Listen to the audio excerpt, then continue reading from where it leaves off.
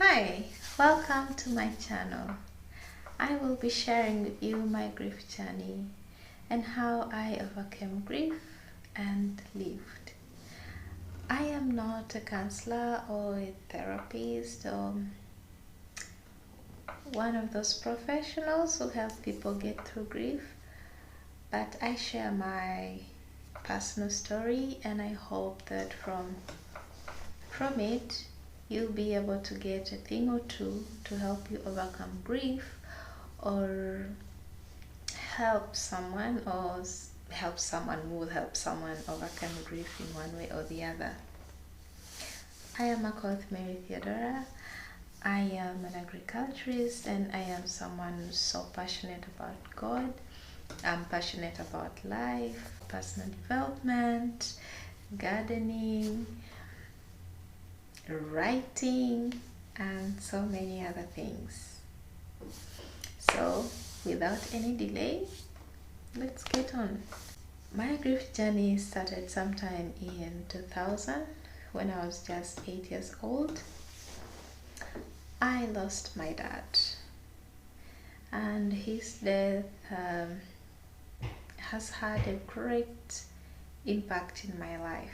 It's changed, twisted, and it had a huge impact in my life. That's what I can say.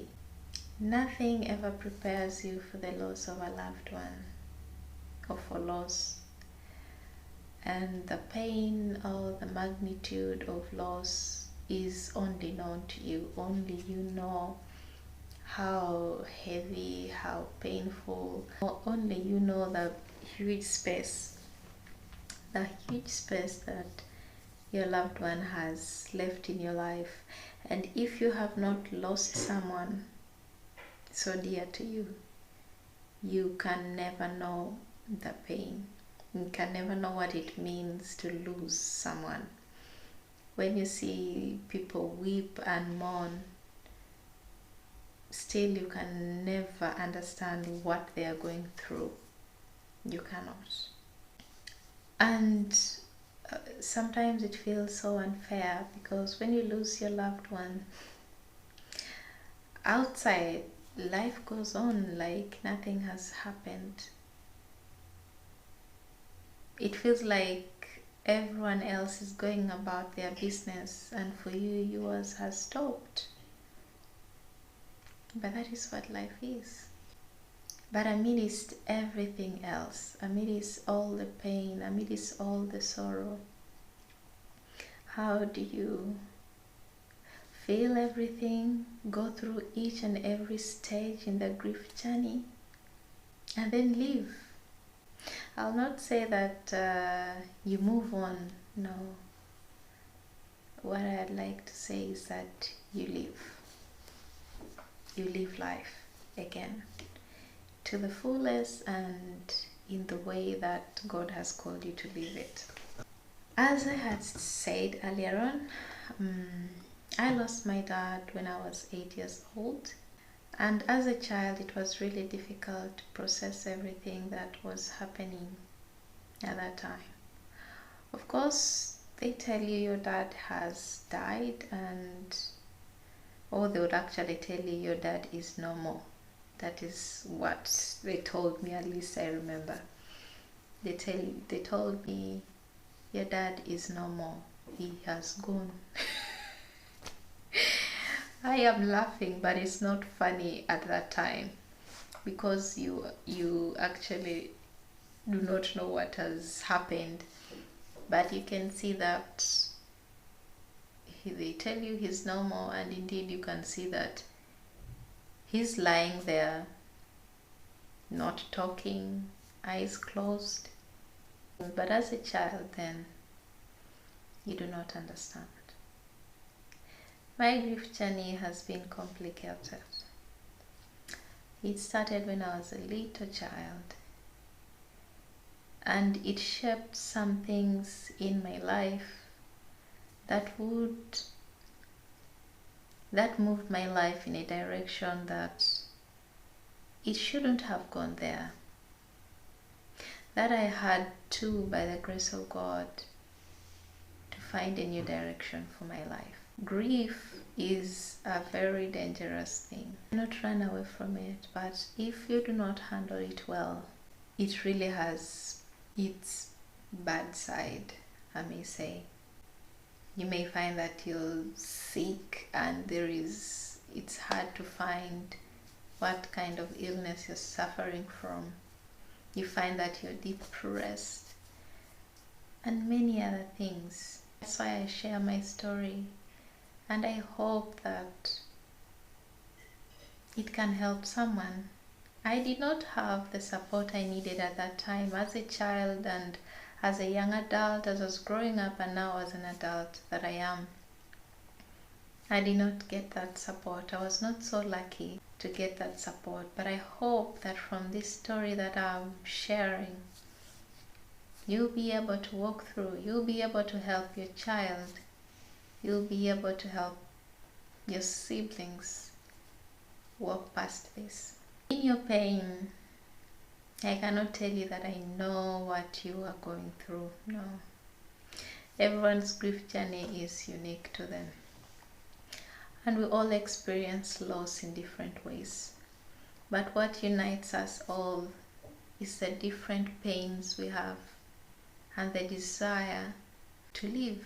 I lost my father, but you must have lost your child, your husband, your wife, your sister, your mother, grandparent, friend, to mention but a few. But the pain and the magnitude of the pain, only you know. I cannot say that the levels of pain is defined by the age of your loved one who has passed on. No, it doesn't matter whether it is a newborn, whether it is a youth, a senior, or no, you will feel the loss, and the pain will still be there. It doesn't matter if your loved one has suffered a long illness and passed on, or suddenly passed on from an accident, took their life, or slept and never woke up. The pain is real. And no one will tell you that, no, this is just a baby. This is just a baby. Don't know that person has lived their life. Let's celebrate their life. They're 90 years old. That is what people outside will say. But you who is grieving, you will know exactly what you feel. And your loss, you will feel it by yourself. And I want to say that death is a reality of life that it is hard to run from. It catches upon us in one way or the other. It's something that changes your life. It disrupts the normal functioning of your life, or I don't know the word I can use, but it changes everything. Just a backstory about my dad's life and passing on. Okay, he is the late John Etiang, born in Amagorobi Central Village in Tororo, Eastern Uganda, to Nora Akoth, my namesake, and Iyara Peter, my grandfather. He was a very intelligent man, smart, very kind, and tough at the same time. He was such an amazing father. The short moment we shared with him have left a big impact in my life. I want to say that the memories I remember of my dad have given me so much strength, so much joy, that I feel I am glad I spent some time with him. I remember when he would come back from work, he would bring us Raibena. For those who were born in the 90s, you will know it was something of that time. At mealtime, he would always add us a piece or two of meat or whatever meal we're having that day. He's the kind of dad who loved his children. No matter what was going on, he loved his children. I remember the days when he's home, we would walk around the boundaries of our land. I was a little girl, but somehow I was like, I don't know, but he just loved me and we're just inseparable. He's an amazing dad. We as a family have never had a conversation about his death, and everyone found their way of dealing with their grief. Bottle it up, find ways of surviving, and move on like nothing happened. But I want to say that when you lose someone as a family, it is important to sit down and talk. Whether it's with your children, a big family, it is important to sit down and talk things out. After my father's death, the 3 or 7 days from his death to burial were a very challenging moment for me then, because I will talk about this story as it affected me. I know it affected many of my family members in different ways, but I'll talk about this story of my grief journey, how it affected me personally, even if I also seen how it has affected 1 or 2 people around me, but I'll basically stick to how it affected me. Those 7 days from my dad's death, burial, and all the cultural practices that take place then was such a difficult moment for me as a child. I was confused and I had no one to ask, or I did not know how to ask the right questions. At the time of my dad's passing, my mom and dad had some challenges as a couple, so they had separated. So when dad died, it was the first time, I think in 2 years or so, that we're going back to our home, because we're living at my grandmother's place. But when we reached the compound of our home, I was happy to be home after a very long time. I was so happy. I was smiling. I was happy to be home. But you know, as you were a child, sometimes you do the wrong things at the wrong time. So people were mourning. For me, I was happy to be home. I was smiling. And I think maybe that raised questions in other people's minds, because everywhere we turn, people are either murmuring or they're pointing at you with their lips. You know, that's the common thing that is done in Africa when they're backbiting someone. Or maybe it's an assumption, I don't know. But these are memories from when I was a child, then during my dad's funeral. It was a difficult time. And then came some disagreements, and it was a hard funeral. It was a painful funeral, I could say. When you hear that there are dramas in funerals, yes, there was drama in ours, painful drama. When you can openly hear the so-called elders openly renounce children, openly reject their mother. I remember immediately after Daddy's burial, so a new life finally dawned on us. You know, when your parents are still alive, both mother and father, people will be so nice to you.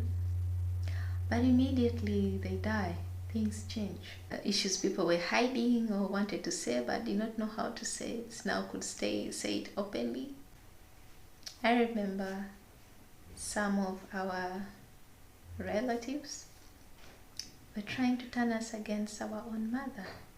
And now I wonder that if they turned us against our mother, who would support us? Who would protect us? We really did not have a safe ground or safe place to grieve or process the entire grief that we're experiencing. And each and every day, it's like the space became small and small and small, with attacks both on our mother, on ourselves. We left our dad's place homeless, and we started a new life with mom, with grandma. My grandmother Sophia Nyamwenge, she's such an amazing part of my life. May she rest in peace. We were homeless, we were struggling because my mom then was a stay-home mom. So she didn't have a job and she had to start from scratch to fend for the children, which was hard. So she tried. For the few people whom she knew related or knew my dad, she started going to them requesting for help for the children. But I remember some people saying, or what I heard from people, because as a child, somehow information will reach you. Whether they know, parents sometimes can talk and think maybe you'll not understand, you're still young, or they think you're at a far distance, and then they say something. One of our relatives again said, when my mom went to ask for help, when they grow, we shall pay. Meaning that mom can look for whichever way she can to take care of us. They will compensate her when we grow. It was a hard time. As a child, I struggled so much to understand what was going on.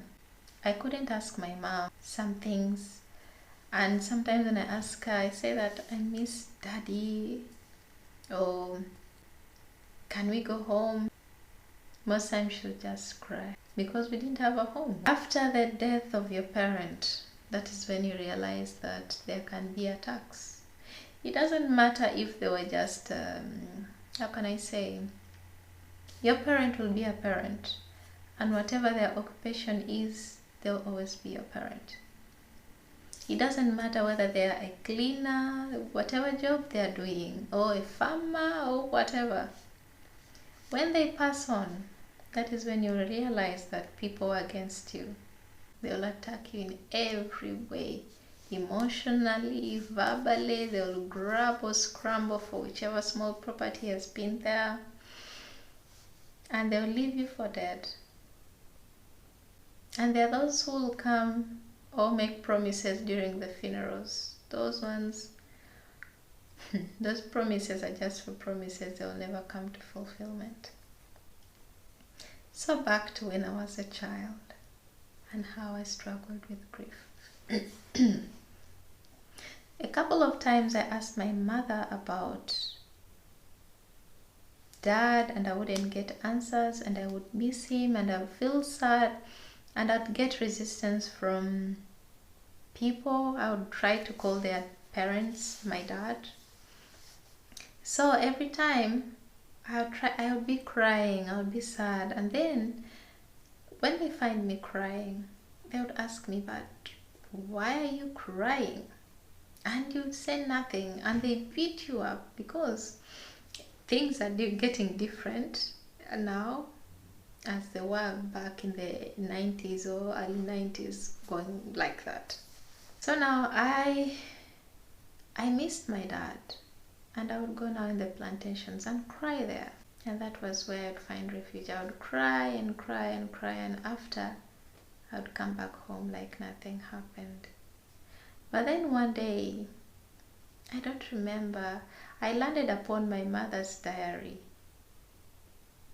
and I read a few things, and I got intrigued, and I requested for a book and pen, and I started writing at 8. So when I would feel sad, I would write, and the pen and paper became my friend, and that is where I pour out all my heart. I would say that grief comes in a way, or loss comes in a way that you don't expect. It tears you apart. It takes away every security you've ever had. it gives you a new, I don't know what I can say, new life, or it just gives you something different from what you've always known. And then you have to find new ways to go through it. As a parent, you might have lost your spouse, and you have children who are young. All of you are grieving. It doesn't matter whether you've talked about or you don't, you're all grieving. But I want to tell you, the passing on of a loved one is not the end of everything. It is painful, and walking through it all is not easy. But the will to live, for me, that is what kept me moving. Every other thing else came in line, but the will to live, the hope that things will get better, is what kept me going. And the invisible hand of God kept me going. So today I was just sharing a bit of my story here and there, but in the following weeks, or as God wills, I'll be sharing more. I'll be sharing practical ways that helped me overcome grief and live. I'll be sharing how parents can be able to support their children and themselves while they grieve. Because in the grieving process, or at least for me, you may find yourself also in a position that you are grieving deeply for loss of your loved one. And then you have to console others who are grieving as well. So I will be sharing that also. I will also be sharing the informal support systems that were so great in my journey and how it may be of help to you. I'll also be sharing how grief shaped my personality that I had to walk back and change. You find that as you're grieving, it doesn't matter if you already know who you are. As I mentioned earlier on, grief will disrupt your life. And you have to walk baby steps to rediscovering who you are, or to getting to a point that you were reborn. I'll be also sharing a few of the things that helped me throughout my grief journey. As I hinted on, writing has been an important part of my grief journey. It was the first was the will to live, but mostly that one I discovered later on in life. But the first thing that happened to me that helped me my grief journey, that you can start with for now before I get in how the writing helped and what, and all the other steps. Writing helped me heal. I would write down whatever I was feeling at the moment, and I never read them. Surprisingly, I never read them. It never came to my mind to read them, but I would just write and go on, and write and go on. Today I feel like this, I write. And it wasn't like a consistent writing that I had to write every day, no. I wrote when I felt overwhelmed.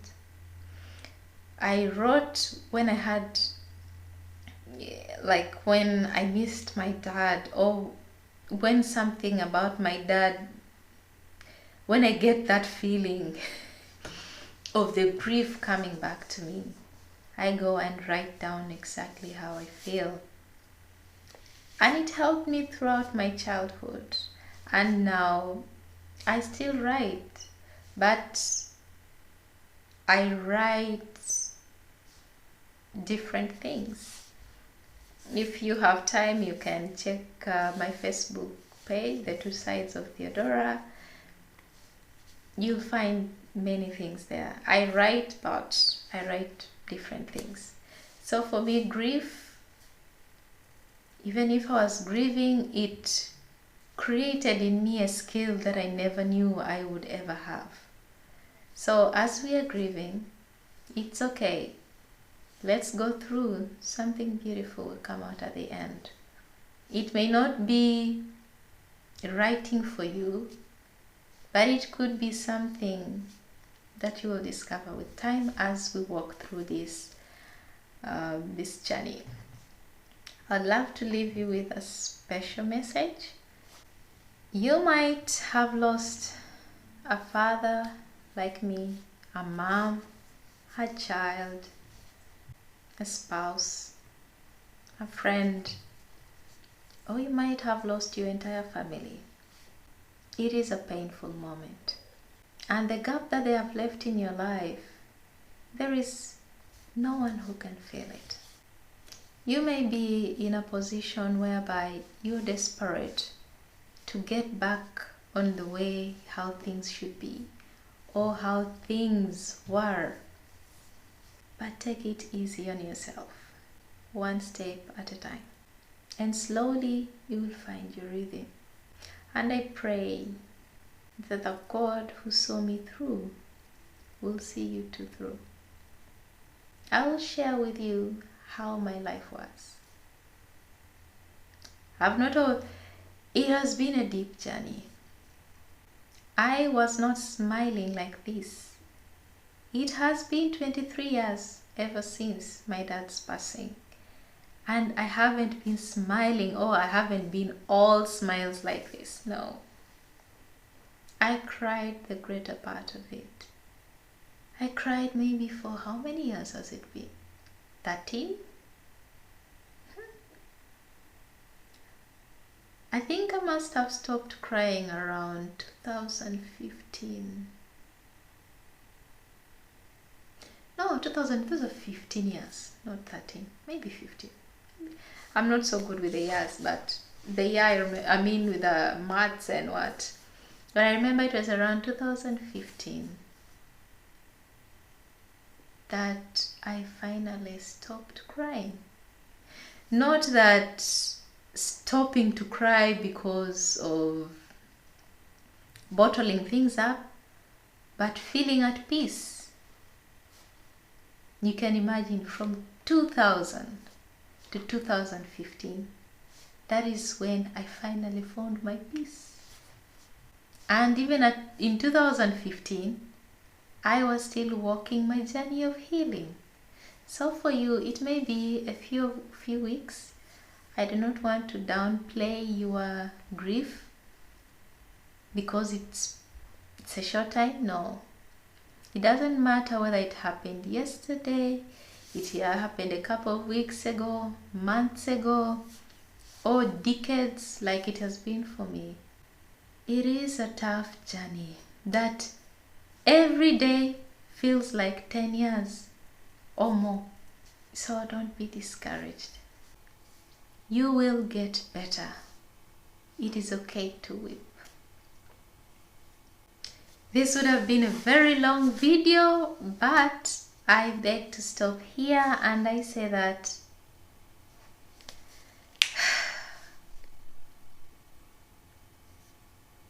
there is nothing as painful, as heartbreaking, as shocking as the loss of a loved one. But you too deserve better. Deserve to feel at peace. I'll give you a sneak peek. I was depressed. So grief does so many things in your life that you have to be intentional about. Some of them may come out strong when you hear them at first, but later on as you move on, you discover, yeah, I needed this. That's why I'm saying in my story that if I had known some of these things, I wouldn't have maybe had such a long grieving time. my personality wouldn't have been affected, that I had to find out exactly who I am. That I wouldn't have ended up in the company of bad people because I was looking for a place to belong. No. So as we move forward, you may hear some things may be hard for you at first, but they'll be helpful in the future. Thank you so much for sticking with me up to this moment. I appreciate, and till next time, take care of yourself and don't give up. Don't give up. Don't give up. I made it by the grace of God, and you too will. Thank you. Bye.